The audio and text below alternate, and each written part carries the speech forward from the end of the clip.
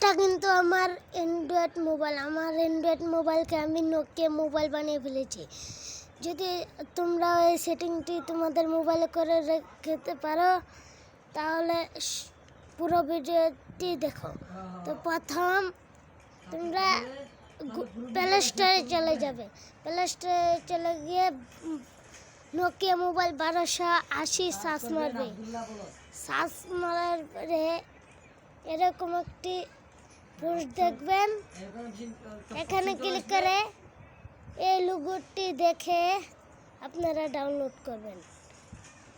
এই লোগোটি দেখে ডাউনলোড করে বেরিয়ে যাবেন। বেরিয়ে এই অপশনটি ক্লিক করবেন। ক্লিক করার পর এই অপশনটি ক্লিক করবেন।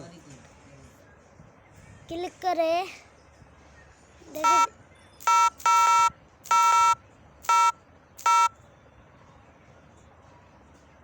এই অপশনটি হলো ছবি তোলার অপশন। আপনারা ইচ্ছা করলে করতে পারবেন, কিন্তু আমি করব না।